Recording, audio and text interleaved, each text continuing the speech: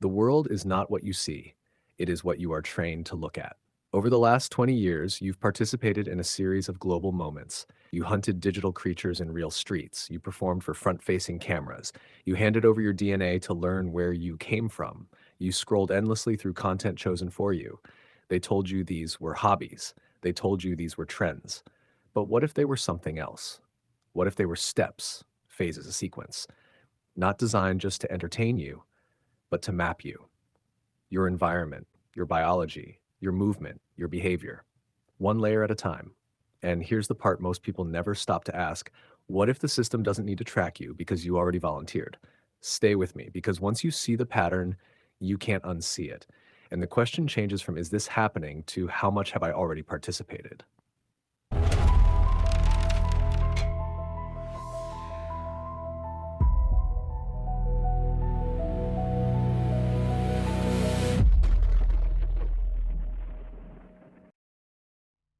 I'm not asking you to just take my word for it. Right after this video, I've included the sources right there for you to examine for yourself. So don't just watch, dig, connect the dots yourself, and then ask the question most people are too distracted to ask: why wasn't I told this sooner? The official story, the era of connection. The story we're told is simple. Technology brought us together. Apps made life easier. Social media gave everyone a voice. Games got people outside. DNA kits reconnected families. Innovation, convenience, connection. No plan, no coordination, just human creativity. And on the surface, that feels true. You did see people gathering in parks. You did see unknown creators become famous overnight. You did see families reunited through genetic testing. But truth doesn't have to be false to be incomplete. And incomplete truth is powerful because it doesn't feel like a lie. It feels like reality, minus the part that matters. Because beneath every one of these innovations is something they all share: access, your location, your camera, your microphone, your behavior. Not once, continuously. So ask yourself, if this is just about connection, why does it require surveillance level access? Hold that question, because that's where the pattern begins. The cost of free. There's a phrase you've heard before: if you're not paying for the product, you are the product. But that's outdated. You're not just the product anymore. You're the input, the data source, the training system. Think about what these platforms actually do. They don't just show you content, they study you. How long you watch, what you skip, what you replay, what makes you react. You are feeding a system that learns human behavior in real time at scale. And here's the shift: you are not being observed passively. You are actively training the system. Every time you engage, you improve it. And if that sounds dramatic, we need to step back, because this didn't start with social media. It started with mapping. From mapping the world to mapping you. Before the system could understand people, it had to understand the world. First came satellite mapping, then street level mapping, then interior mapping, and now human mapping. Not just where you are, but how you exist, how you move, how you respond, how you behave. And here's the key: this shift didn't happen by force. It happened through adoption.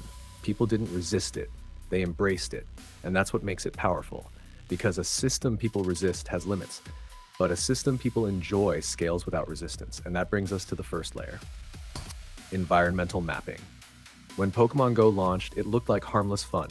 People walking around, phones out, catching digital creatures. But something else was happening. People were scanning their environment, not intentionally, but effectively. Every camera angle, every movement, every interaction with physical space fed data into a system learning how the world looks from human perspective. Not from satellites, from you. And that matters, because satellites can't see everything. They struggle with interiors, obstructed spaces, human scale detail. So how do you solve that? You don't improve the satellite. You use the public. You give them a reason to scan everything voluntarily. That's what this was: a distributed mapping system powered by participation. And once the world is mapped, the next step is obvious: map what lives inside it. Biological data. DNA testing didn't go viral by accident. It was packaged perfectly. Identity, curiosity, belonging. Companies like Ancestry DNA and 23andMe turned something deeply personal into something casual, affordable, simple, even fun. So people participated willingly. And here's what most people miss. DNA is not individual, it's relational. It connects families, networks, entire bloodlines, which means one submission doesn't just map one person, it maps many, even people who never opted in. Now pause there because that changes everything. It means participation isn't personal, it's collective. You don't have to submit your DNA to be part of the system. You just have to exist in a network that did. And once identity becomes linkable, it becomes searchable, predictable, traceable. Now ask yourself, why was this normalized so quickly? Because it was framed correctly, not as data collection, but as discovery. But it is data, permanent, and it doesn't expire. And once biology is mapped, the next layer is even more precise: your movement, motion, and behavior. Platforms like TikTok didn't just create content, they created data sets of movement, of behavior. Every dance, every gesture, every repeated action captured, analyzed, refined. Modern systems don't just recognize faces, they recognize patterns: how you walk, how you shift, how you move. Your body becomes a signature, and that signature is unique, which means even if your face is hidden, you can still be identified. Now think about how these platforms work. They encourage repetition, the same motions across millions of people over and over. Why? Because repetition improves accuracy, scale improves learning, and suddenly what looks like culture becomes structured behavioral data. And you don't have to understand it, you just have to participate. Now connect the layers. The world is mapped, your DNA is mapped, your movement is mapped. So what's left? Only one thing: your mind. Attention and control. Attention is not passive, it is measurable and trainable. Modern platforms don't just show you content, they optimize it based on you, what you click, what you ignore, what you react to. And over time, they get better at predicting you, better than you predict yourself. And this is where everything changes, because once behavior can be predicted, it can be influenced. Not aggressively, subtly.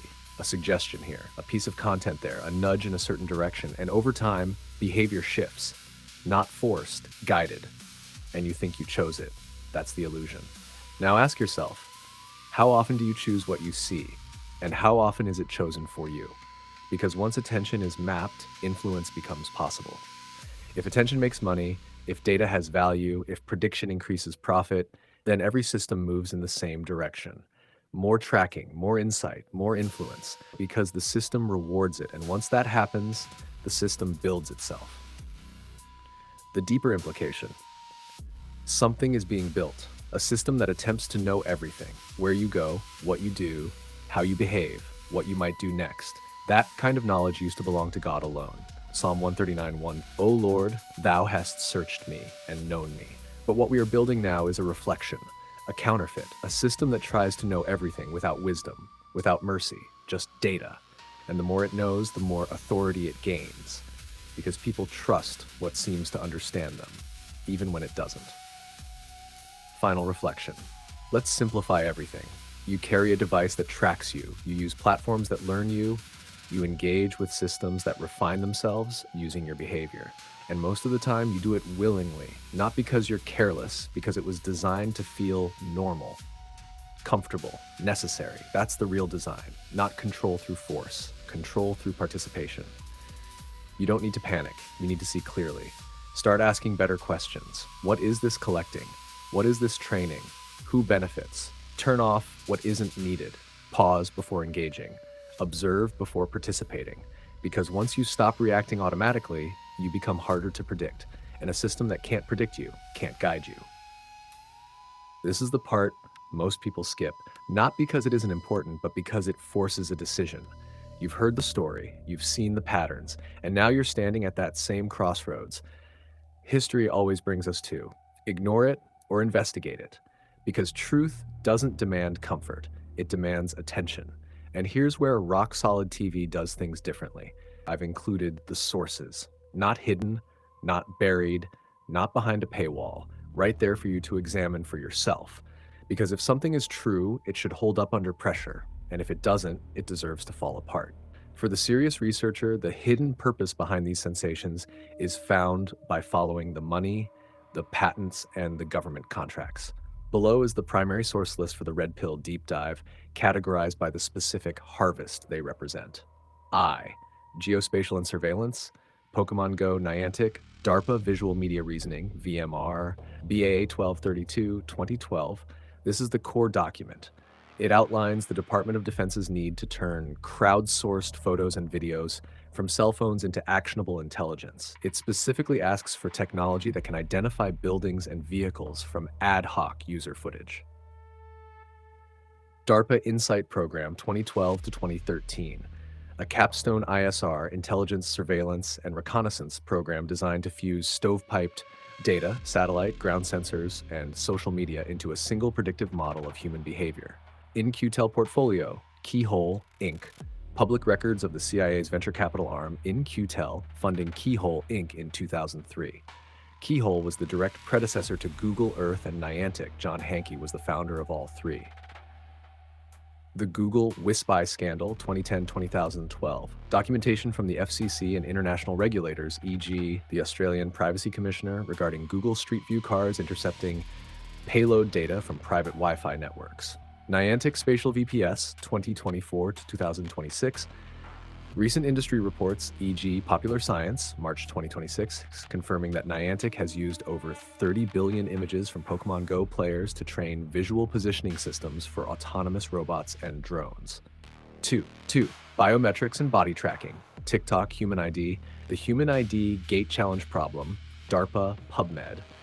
A series of foundational research papers, e.g. the Human ID Gate Challenge Problem, datasets, performance, and analysis, detailing how to identify individuals by their skeletal kinematics and walking patterns from distance video. TikTok's Biometric Privacy Policy Update 2021, a critical turning point, where TikTok explicitly added face prints and voice prints to the list of data it may collect from US users, coinciding with the rise of skeletal mapping filters. BAA 1232 Technical Area 2 specifically focuses on object and feature recognition, which is the academic precursor to the face morphing and body tracking algorithms used in viral challenges. 3. Genetic mapping, Ancestry 23andMe. The Golden State Killer Case, 2018, the primary legal precedent for investigative genetic genealogy. Records show how investigators used GEMatch, a public database fed by Ancestry 23andMe users, to bypass the Fourth Amendment. ACLU analysis, May 2018, why the Golden State Killer investigation is cause for concern. A breakdown of how kinship analysis turns your DNA into a tracking device for your entire family tree. 23andMe GlaxoSmithKline Partnership 2018, documentation of the $300 million deal, giving a pharmaceutical giant access to the genetic database of millions of customers for drug development. B.J. Fogg's Behavior Design Lab, Stanford University. While not a secret document, Fogg's work on captology, computers as persuasive technologies, is the blueprint for the hook model used to make fads like fidget spinners and TikTok go viral. Most of these sources are publicly available on government websites, Gov, or in academic journals. If you want to find more, search for broad agency announcements, BAA from DARPA, or IARPA, the intelligence version of DARPA from 5 to 10 years ago. You will see today's viral trends listed as yesterday's technical requirements. If this opened your eyes even a little, then you already know what to do. Subscribe to Rock Solid TV because we're not slowing down. More episodes, deeper investigations, and the kind of questions most channels won't even touch. Hit the like button so this doesn't get buried. Share it with someone who still thinks something isn't right, but can't quite explain why.